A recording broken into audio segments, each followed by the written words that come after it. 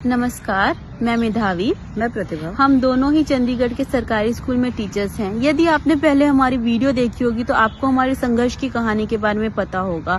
हम दोनों टीचर्स अपने अपने स्कूलों में काफी टाइम से जातिगत उत्पीड़न, वर्क प्लेस हैरेसमेंट, मानसिक व शारीरिक शोषण के शिकार हैं, जिसके लिए हमने प्रिंसिपल राजबाला मैडम और Ranbir Kumar Jhorar TGT science teacher के खिलाफ शिकायत हर जगह पे जाके की है। ये दोनों ही लोग हरियाणा और पंजाब से डेपुटेशन पर चंडीगढ़ में आए हैं और इंसाफ की उम्मीद में इन दोनों की शिकायत देकर हम हर छोटे से बड़े दरवाजे पे गए हैं, परंतु हमें न्याय अभी तक नहीं मिला है।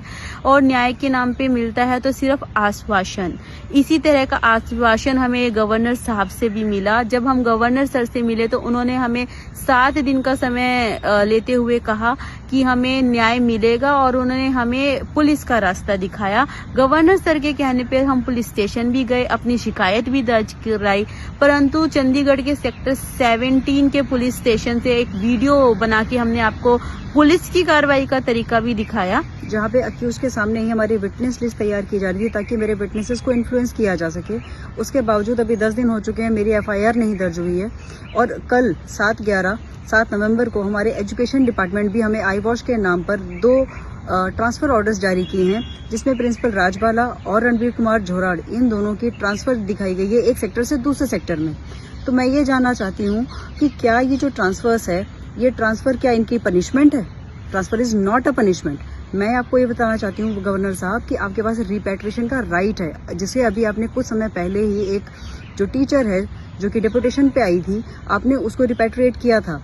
तो इतने गंभीर आरोपों के बावजूद भी आप प्रिंसिपल राजबाला को, इतने गंभीर आरोप होने के बावजूद भी रणबीर कुमार झोराड़ को आप रिपैट्रिएट नहीं कर पा रहे हैं। तो आपको ये जान के मतलब आश्चर्य होगा कि जो गवर्नर साहब है, जो हमारा एजुकेशन डिपार्टमेंट है, टीचर्स के बारे में इतना क्रिएटिव, इतना हमारा भला, इतना उत्थान सोचते हैं कि उन्होंने हमारे भले के लिए यूनिफॉर्म लगा दी, पर यूनिफॉर्मिटी आप नहीं दे पाए सर। यूनिफॉर्मिटी आप नहीं ला पाए हैं सर। आपकी साड़ी सूट के जो यूनिफॉर्म्स है ना सर, ये हमारे मान सम्मान इज्जत को बचाने में नाकामयाब रहे हैं। और क्योंकि आप रणबीर कुमार झोराड़ और राजबाला मैम जैसे लोगों को कोई भी सजा देने में असमर्थ है। पता नहीं कौन सा राज है डिपार्टमेंट का या प्रशासन का इन दोनों लोगों के पास। क्या आपकी मजबूरी है, कौन सी इनकी सिफारिश है, या क्या चीज आपको रोक रही है इन्हें सिर्फ एक रिपैट्रिएशन करने से?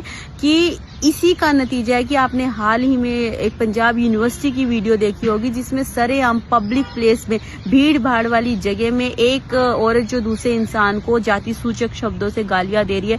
ये अगर आप जब तक इंसाफ नहीं करेंगे, ऐसे लोगों को सजा नहीं देंगे, तो इसी तरह के अपराध है जो उनको बढ़ावा मिलता जाएगा। आपका ये थका हुआ रवैया ही है सर जो इन लोगों को बढ़ावा दे रहा है। अब आपके सामने दिख रहा होगा कि किस प्रकार से जाति सूचक शब्दों का इस्तेमाल किया जाता है लोगों के द्वारा, किस तरीके से उत्पीड़न किया जाता है।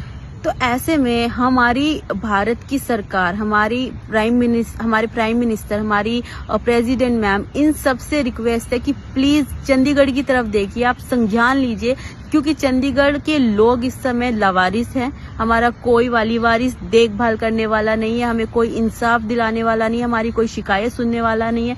इस समय शिक्षा विभाग की, चाहे वो हायर एजुकेशन है, चाहे स्कूल एजुकेशन है, कोई भी सरकारी महकमा है या कोई भी आम इंसान है, हर इंसान की स्थिति बहुत ही खराब, बहुत ही दयनीय है।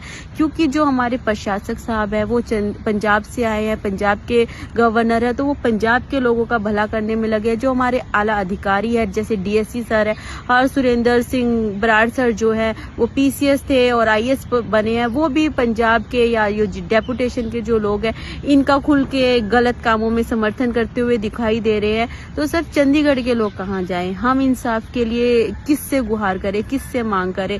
चंडीगढ़ के लोगों का अभी इस समय बहुत बुरा हाल है और चंडीगढ़ के लोगों को अपने लिए शायद खुद ही खड़ा होना पड़ेगा, जो कि हम दोनों कर रहे हैं।